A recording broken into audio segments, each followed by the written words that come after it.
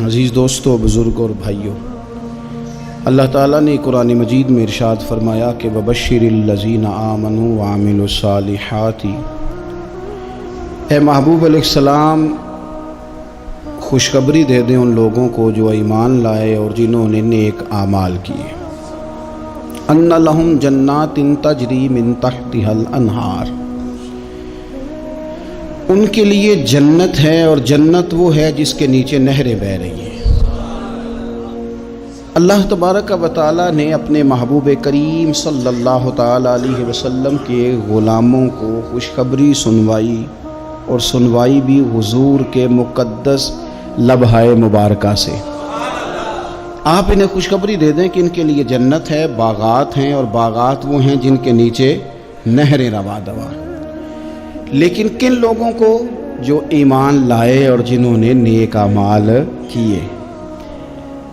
کچھ نہ کچھ انسان کو نہ عمل کرنا چاہیے۔ وہ جو عمل ہے نا، کوئی بندہ اپنے عملوں سے جنت میں نہیں جائے گا، جنت میں خدا کے فضل سے جائے گا۔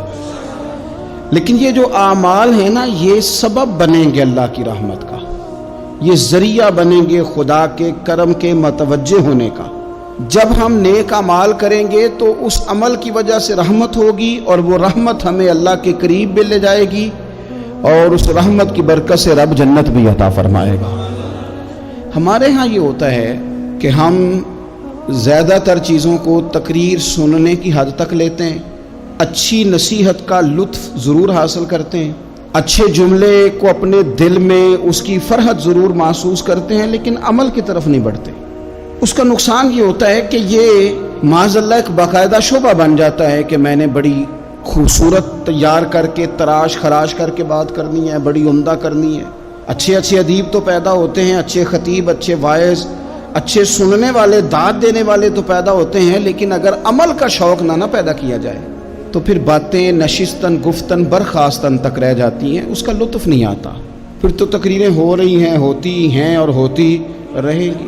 نتیجہ کیا نکلا؟ جو آدمی کہتا ہے میں اتنے سالوں سے تقریر سن رہا ہوں، تو سوال یہ ہے کہ بھئی اتنا سننے کے بعد تم سنورے کتنا؟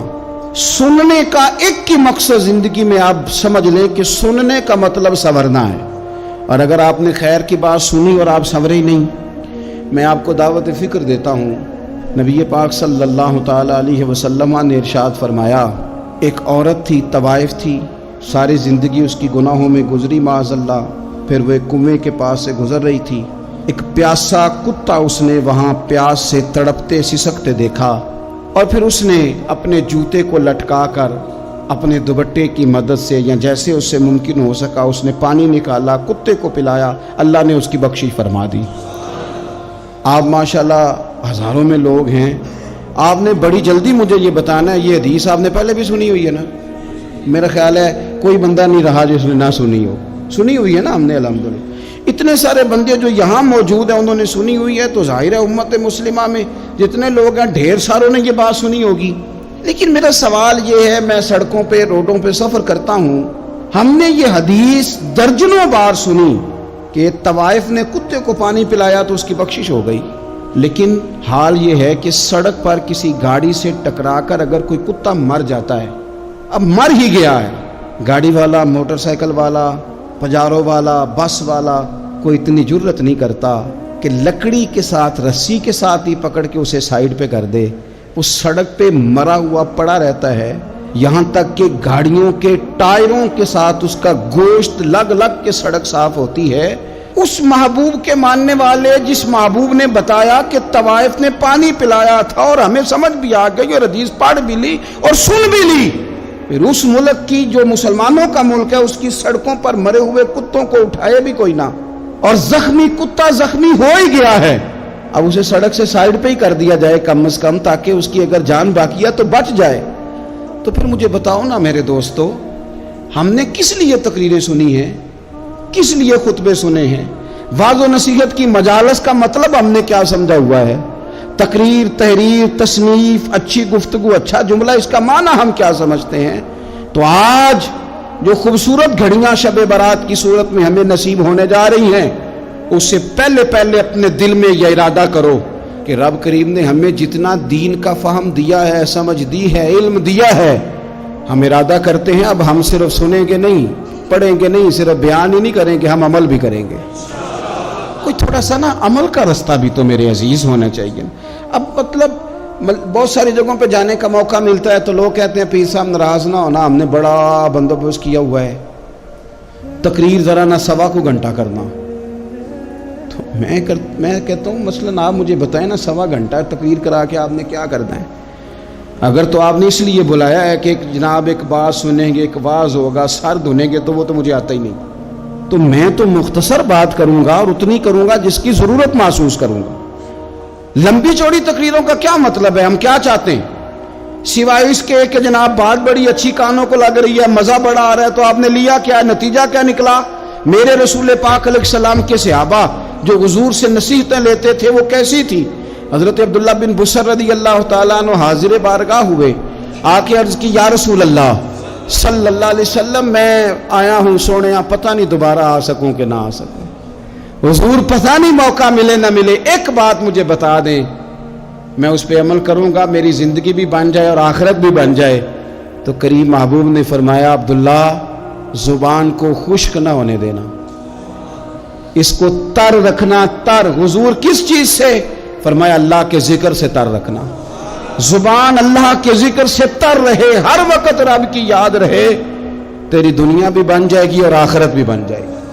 تو میرے عزیز اپنی زندگی کے اندر اب ہم نے عمل کرنا ہے. او جناب کمال پھر یہ ہے کہ جب واعظ سننے کا شوق بڑھ جاتا ہے, تقریر سننے کا شوق بڑھ جاتا ہے, سننے سنانے کا خالی مزاج ہو جاتا ہے, پھر بندہ ڈھونڈتا پھرتا ہے کہ نئی سے نئی چیز کہاں ملتی, انوکھی سے انوکھی چیز کہاں ملتی, انفرادی سے انفرادی بات. میرے بھائی آپ ضرور سنیں, ضرور سنیں. مومن کی گمشدہ میراث ہے, حکمت جہاں سے ملے لیں, لیکن عمل کرنے کے لیے لیں, عمل کرنے کے لیے. اب میرا دل کرتا ہے اب ہماری چپ سے بھی لوگ سبق سیکھیں. حضرت باجید بستامی فرمایا کرتے تھے جس نے ہماری چپ سے کچھ نہیں سیکھا اس نے ہماری تقریر سے کیا سیکھنا ہے. اب تھوڑا سا نا اشاروں کی بولی بھی سمجھیں, اب تھوڑا سا یہ بھی ہو کہ بس بات پوری ہونے نہ پائے اور انسان کی رغبت عمل کی طرف بڑھ جائے. یہ مزاج ہمیں دیا ہے. اب تو بھائی آ جائیں آپ, صبح بھی تقریر کر دیں, دوپہر کو بھی تقریر کر دیں, شام کو بھی تقریر کر دیں, تو پھر یہ بھی ہوتا ہے کہ جناب وہ بیان آپ نے جو سنایا تھا نا وہ ذرا دوبارہ سنا دیں. تو میں کہتا ہوں پہلے سننے پر عمل ہو گیا تو نہ کریں. اب ہمیں تھوڑی باتیں سیکھ کر ان پر عمل کرنا ہے اور آگے بڑھنا ہے. بڑی سادی بات میرے ابا جی بتایا کرتے تھے. والا صاحب کہتے ہیں کہ ایک دیہاتی بندہ نہ چلا گیا وہ کسی مولوی صاحب کی تقریر سننے. تو اس زمانے میں آپ کو پتہ ہے یہ واش روم کا مروجہ نظام نہیں ہوتا تھا, تو لوگ کھیتوں میں دوسری جگہوں پہ پیشاب کے لیے جاتے تھے. تو مولانا نے ایک احتیاط بیان کی, وہ کہنے لگے کہ پیشاب سخت جگہ پہ نہ کرو زمین پہ بیٹھ کر, ورنہ پیشاب کے چینٹے اڑیں گے, کپڑوں پہ پڑیں گے, اور حدیث میں سخت حکم ہے اس مسئلے. تو کوئی نرم جگہ ہو ایسی جہاں پیشاب کریں چھینٹے نہ اڑیں. وہ بندہ عمل کرنے والا تھا نا, اس نے میری تقریر سن کے سر دھن کے جانا نہیں تھا. اس نے اتنی ساری ریت لے لی, کپڑے میں باندھ لی, اور وہ اس نے کندھے پہ رکھی ہوئی ہے. جہاں پیشاب کا وقت آتا پہلے ریت بچھاتا, پھر پیشاب کرتا تاکہ میرے کپڑوں پہ نہ پڑے. ایک صاحب نے اسے کہا کوئی ہفتے بعد چلو بیان سننے چلیں, تو کہنے لگا میں پہلے پہ عمل کر لوں, یہی بڑا ہے. میں نے تو اتنی ساری ریت, کندھا تھک گیا ہے میرا, اس دن سے اٹھائی ہے, تو میں نہیں چاہتا کہ نہیں بھی سنوں تو کسی اور جگہ میں. یہ تفریح تباہ کے لیے بات کو نہ سمجھیں. اس سادے آدمی نے جو ہمیں سمجھایا مجھے اور آپ کو, اس پر غور کرے کہ کل بھی سنا تھا, پرسوں بھی سنا تھا, پیر صاحب نے ترسوں بھی کہا تھا, شیخ نے پرسوں بھی کہا تھا, پچھلے ہفتے بھی کہا تھا. تو نے اگر شیخ کی بھی نہیں سنی, استاد کی بھی نہیں سنی, پیر کی بھی نہیں سنی, اور اس دور کے پیر جو صحیح کام کرنے والے ہیں, استاد جو صحیح کام کرنے, مجبور ہو گئے ہیں بیچارے. کہتے ہیں کس کی تربیت کریں. کس درد سے کہا تھا حضرت سلطان باؤ نے. وہ کہتے ہیں اور رب دا طالب کوئی بھی نہیں ملیا, اتے جو ملے ہے طالب زردہ. یہ تو آئے ہیں کاروبار سیدھا کرنے, فوٹو کھنچوانے, فلاں کام کے لیے.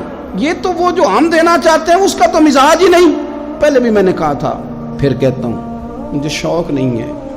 خدا مجھے معاف کر دے اس دن سے پہلے جس دن یہ شوق ہو کہ میں سویرے جاؤں گا تو نوٹ لاؤں گا, تو شام جاؤں گا تو نوٹ لاؤں گا. یہ شوق نہیں ہے, طبیعت نہیں ہے, من نہیں چاہتا. لیکن یہ کہ یہاں بھی آ جائیں خطاب کر دیں یہاں پہ، او خدا کے بندو ہم کہاں اس قابل ہیں ہم خطاب کریں؟ ہم نے تو نا جی ایک اذان دینی شروع کی ہوئی ہے، صبح و شام ایک اذان پڑھتے ہیں، ہے یہ پیغام حضرت احمد رضا کہ بارگاہ نبی کے رہو با وفا۔ ہم تو کہتے ہیں ادھر آ جاؤ، ٹھوکریں کھاتے پھرو گے ان کے در پہ آ پڑو، قافلہ تو اے رضا اول گیا آخر گیا۔ ہم تو کہتے ہیں ادھر آؤ، اللہ رسول کی بارگاہ کی طرف رجوع کرو۔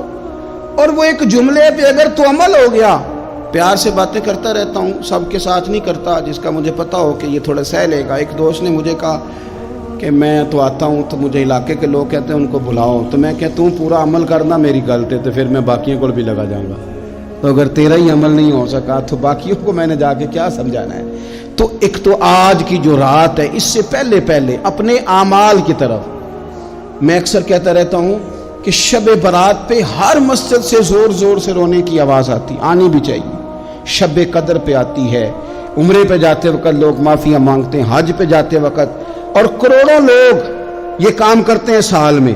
اگر 25 لاکھ 26 لاکھ آدمی یا 50 لاکھ آدمی حج کرتا ہے اور وہ جانے سے پہلے معافی مانگ کے گیا، توبہ کر کے گیا ہے، اور کروڑوں لوگ ہیں جو شب قدر میں ہیں، شب برات میں ہیں، اور انہوں نے کھل کے توبہ کی ہے، تو پھر میرے بھائی سویرے کرپشن ختم ہونی چاہیے نا ملک سے، سویرے 75% جھوٹ ختم ہونا چاہیے نا۔ ساری رات تو لوگوں نے توبہ کی، صبح 80% حقوق العباد کا مسئلہ حل ہونا چاہیے تھا کہ نہیں ہونا چاہیے؟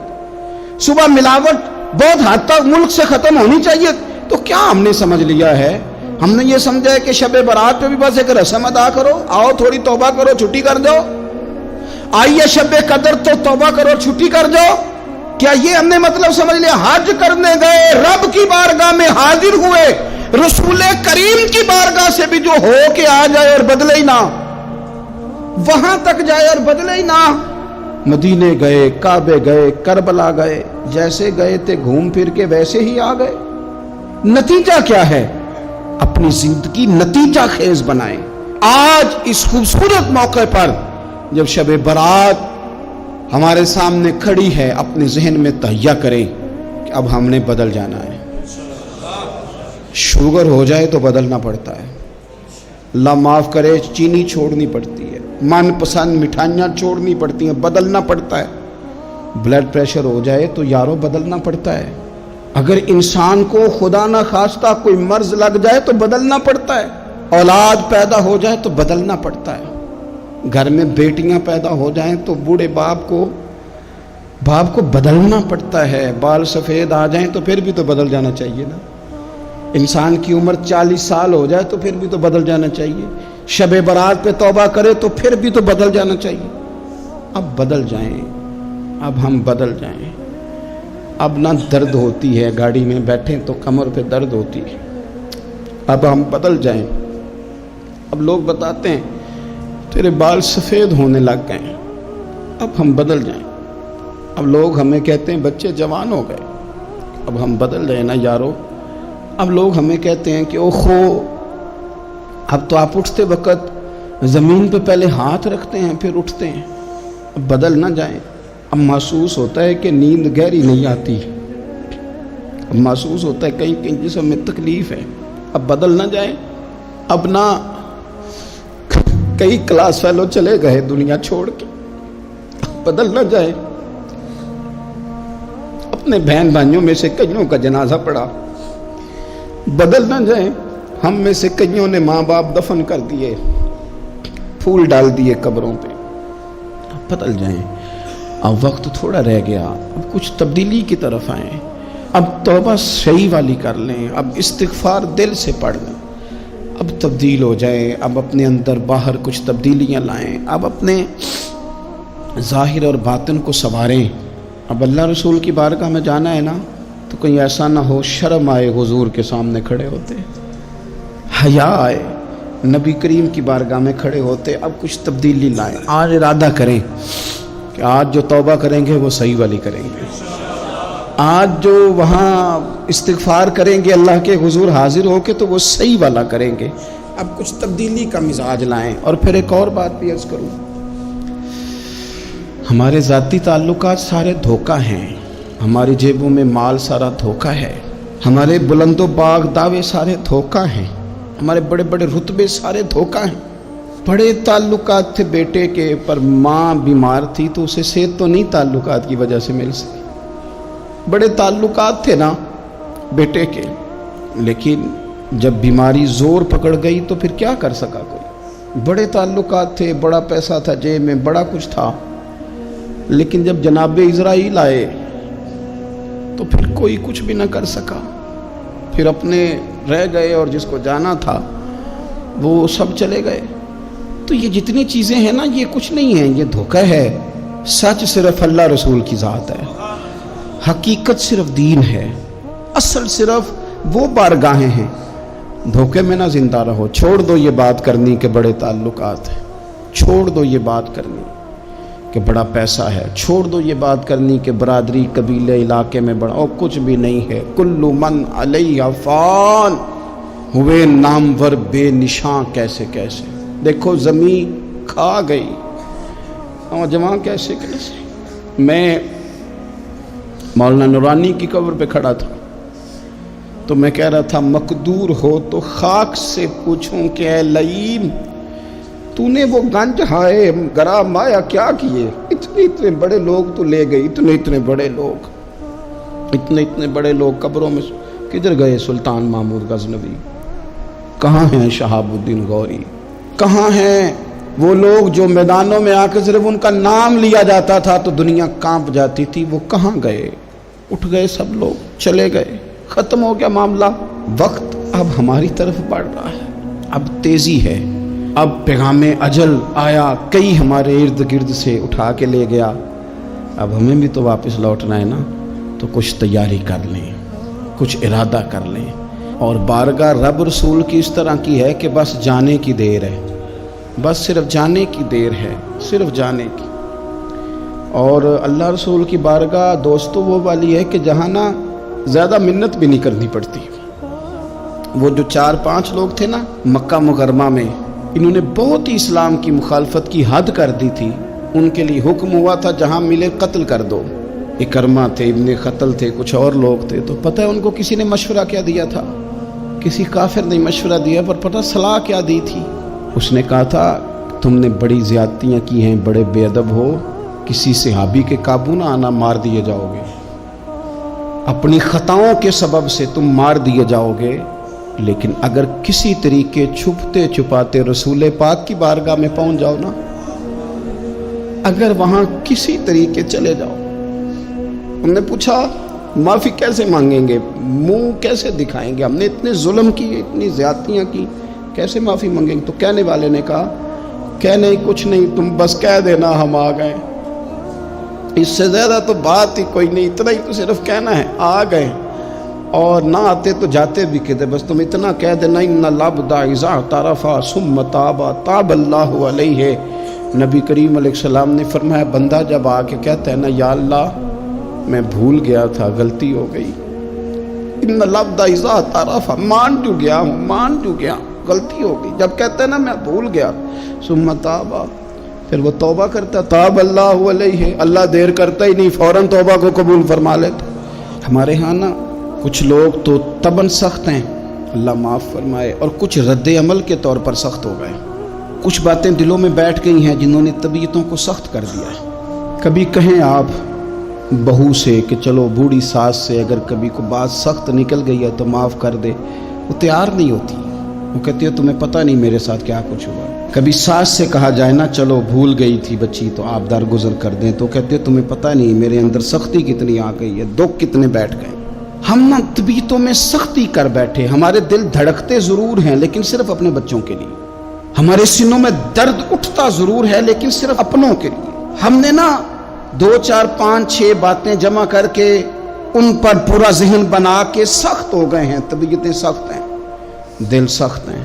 میرے نبی پاک صلی اللہ تعالی علیہ وسلم نے فرمایا، یہ حدیث مسلم شریف میں موجود ہے، فرمایا جنت میں وہ لوگ داخل کیے جائیں گے جن کے دل چڑیوں کی طرح نرم ہے، نرم دل کے لوگ، معاف کر دینے والے، جلدی مان جانے والے۔ ایک صاحب تھے اپنے بھائی سے ناراض ہو گئے اور انہوں نے رشتے سے انکار کر دیا. پہلے ان کے بیٹے کی وہیں پہ نسبت تھی, انکار کر دیا. کئی لوگوں نے ان سے کہا, میں نے بھی کہا, تو وہ کہنے لگے پیر صاحب عزت بڑی کرتا ہوں آپ کی, لیکن میں مرد ہوں, ایک دفعہ نہ کر دوں تو پھر ہاں نہیں کیا کرتا.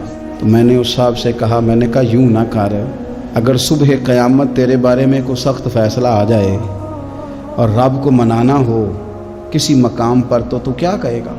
بہانے بنا بنا کے ہم سخت ہو گئے, دل اتنے سخت پتھر کر لیے, میں فلاں ہوتا ہوں جی, میں نہیں دوبارہ کسی کی سنتا.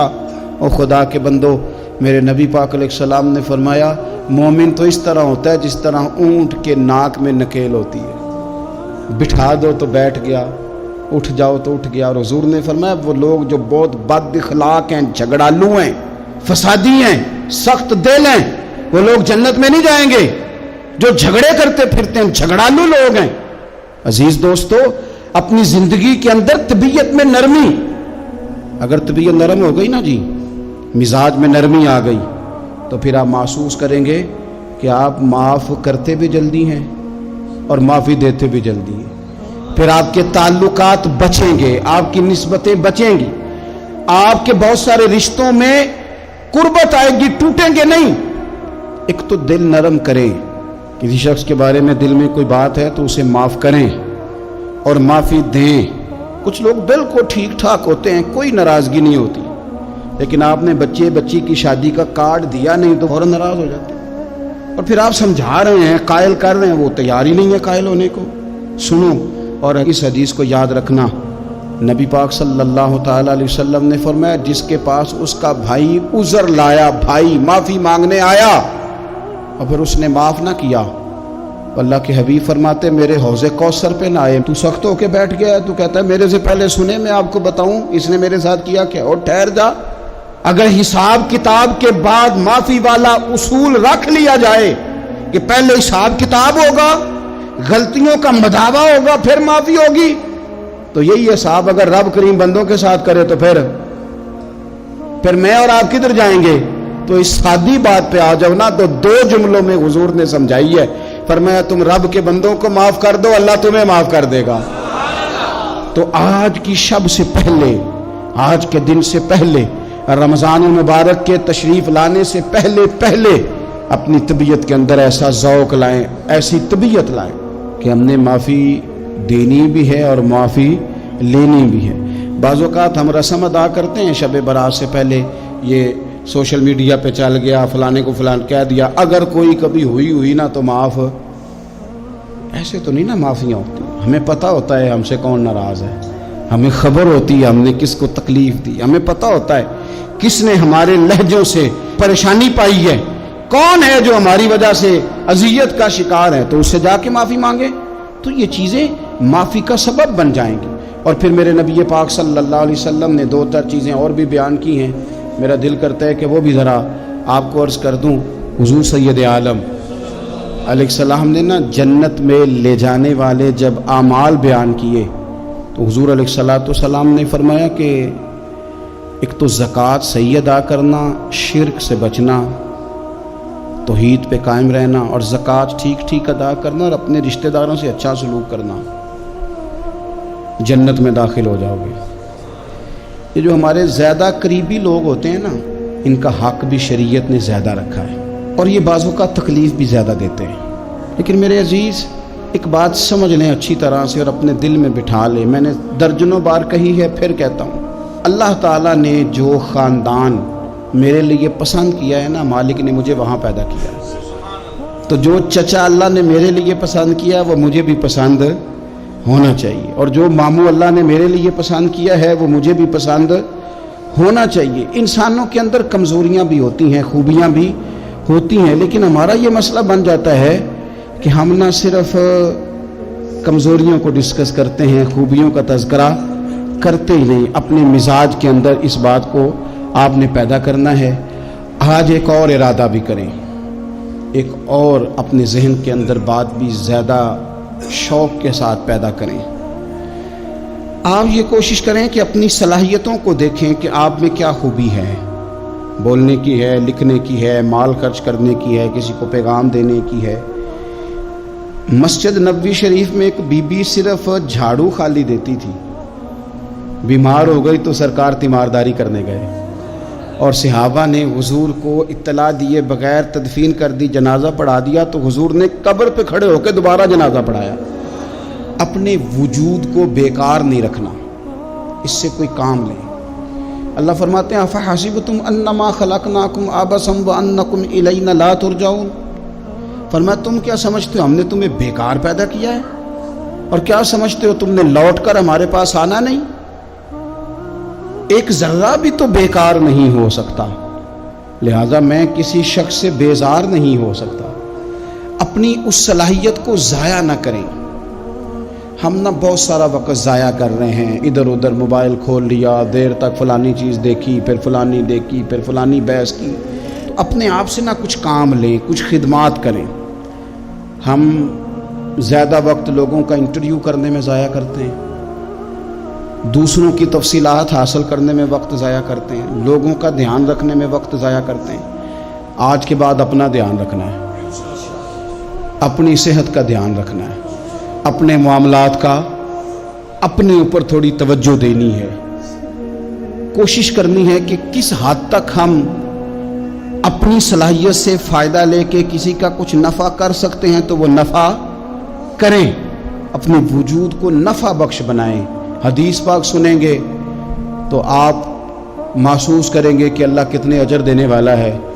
نبی پاک علیہ السلام نے فرمایا جس نے دین کے رستے میں اتنی دیر بھی قتال کیا، لڑا اتنی دیر جتنی دیر اونٹنی کا دودھ دھونے میں لگتی ہے، اتنا تھوڑا وقت بھی دین کے لیے اگر کوئی نکلا، جد و جہد کی، قتال کیا، لڑا، فرمایا اس بندے کو بھی اللہ جنت عطا فرما دے گا۔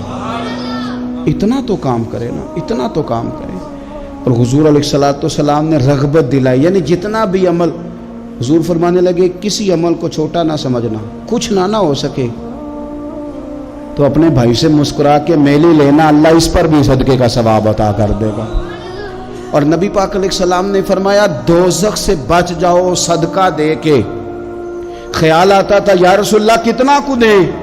تو فرمایا خشک کھجور کا ایک ٹکڑا، یعنی پوری کھجور بھی نہیں، خشک کھجور کا ایک ٹکڑا بھی خیرات کر کے بچ سکتے ہو تو وہ کر کے ہی صدقہ دے کے اللہ کے عذاب سے بچ جاؤ۔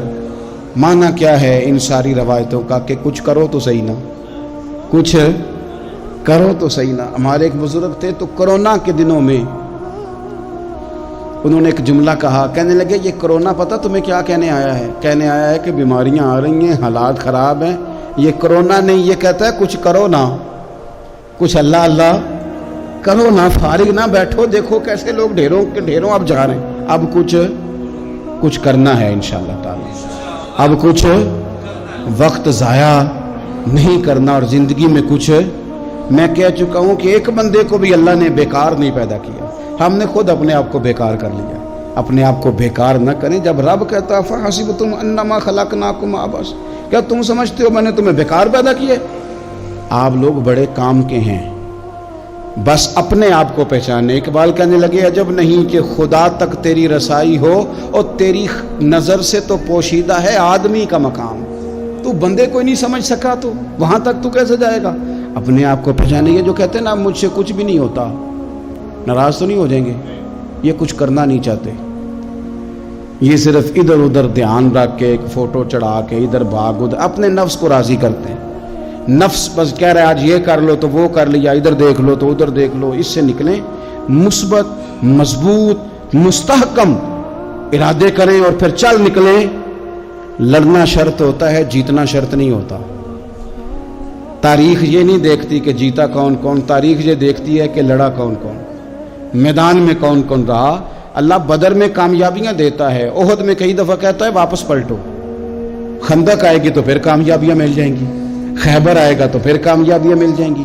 تو اس لیے ہمیشہ جیتنا ہی ضروری نہیں، لڑنا ضروری ہے۔ ہمت کریں، کوشش کریں۔ اللہ تعالیٰ آپ سب کو جزائے خیر عطا فرمائے۔ آخر دعوانا ان الحمدللہ رب العالمین۔ ویڈیو دیکھنے کا شکریہ۔ اگر آپ چینل پر نئے ہیں تو سبسکرائب کر لیں، اور ساتھ ہی ساتھ بیل آئیکن پر بھی کلک کر دیں تاکہ یوٹیوب ہماری ہر ویڈیو کا نوٹیفیکیشن سب سے پہلے آپ کو بھیج دے۔ جزاک اللہ۔